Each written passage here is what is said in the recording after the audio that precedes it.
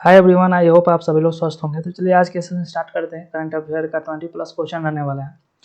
तो first question है, प्रधानमंत्री विद्या लक्ष्मी योजना जो आपका पीएम विद्या लक्ष्मी स्कीम के तहत मुख्य उसका पर्पस क्या है, क्यों ये लाया गया। What is the primary objective of PM Lakshmi Vidya Lakshmi scheme.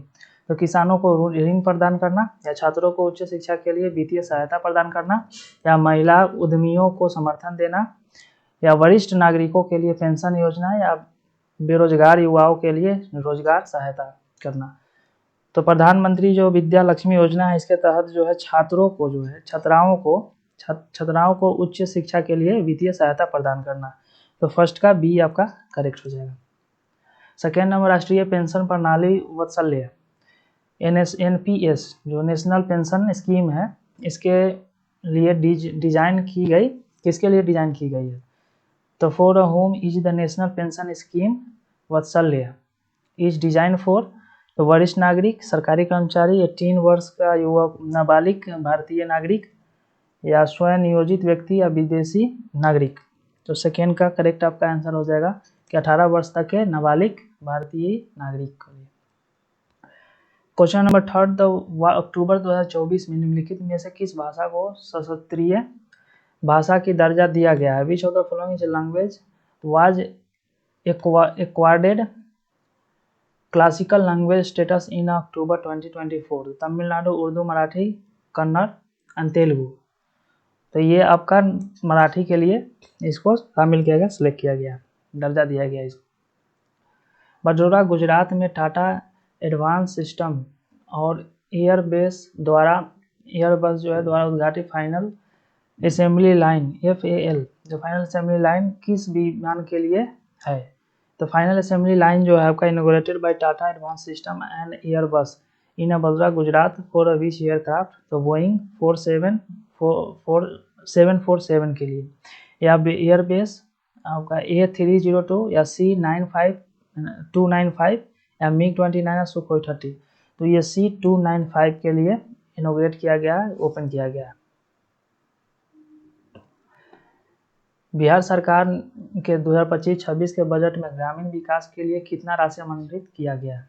What amount has been allocated for rural development in Bihar 2025-26 budget. 10,000 crore, 12,005 crore, 14,986 crore, या 16,000 करोड़, या 18,000 करोड़। फिफ्थ का आपका करेक्ट आंसर हो जाएगा कि 14,986 करोड़। बिहार विधानसभा चुनाव 2025 कब निर्धारित किया गया है। तो ये अक्टूबर-नवंबर में निर्धारित किया गया। बिहार दिवस किस तिथि को मनाया जाता है। तो 22 मार्च को ये मनाया जाता है बिहार दिवस। बिहार की अर्थव्यवस्था में किस क्षेत्र में सबसे बड़ा योगदान है।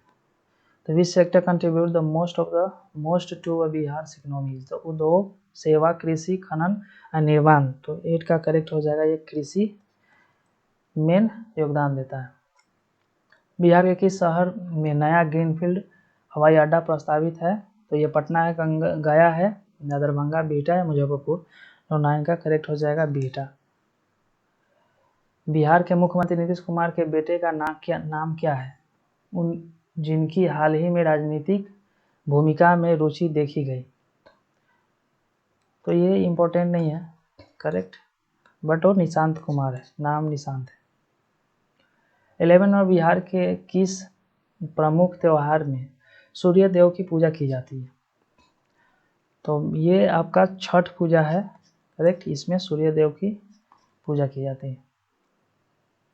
बिहार के आर्थिक सर्वेक्षण में जो है किस क्षेत्र का प्रमुख योगदान है। तो ये कृषि क्षेत्र है।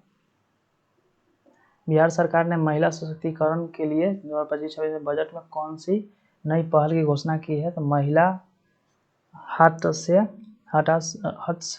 की व्यवस्था, या मुफ्त शिक्षा, बीमा, स्वास्थ्य बीमा योजना, स्वरोजगार ऋण, मुक्त परिवहन सेवा। तो 13 का करेक्ट आंसर हो जाएगा महिला हट्स की व्यवस्था।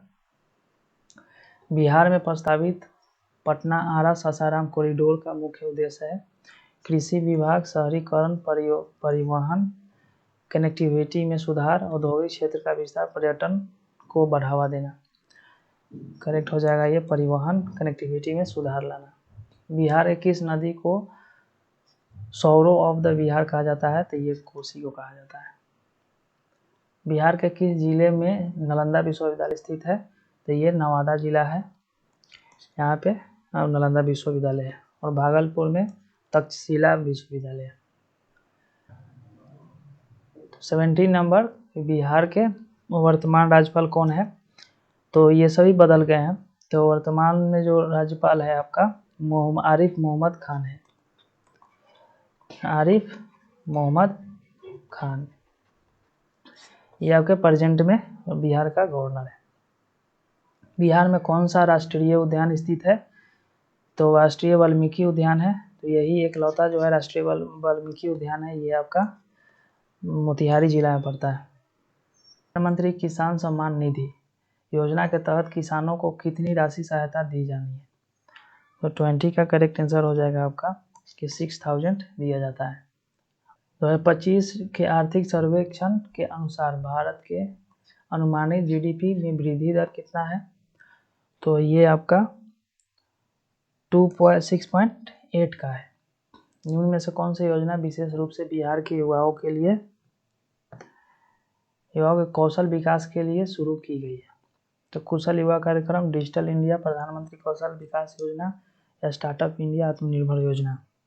तो यह कुशल युवा कार्यक्रम जो विशेष तरह से बिहार के युवाओं के स्किल पर फोकस करेगी। यहाँ तक ये कंप्लीट हुआ 22 क्वेश्चन करंट अफेयर का। तो आउट ऑफ 22 आपका कितना करेक्ट हुआ आप कमेंट कीजिए, और इसी तरह अपना और अपनों का ख्याल रखिए। इसी तरह प्रिपरेशन करते रहिए। मिलते हैं नेक्स्ट सेशन में, तब तक के लिए टेक केयर।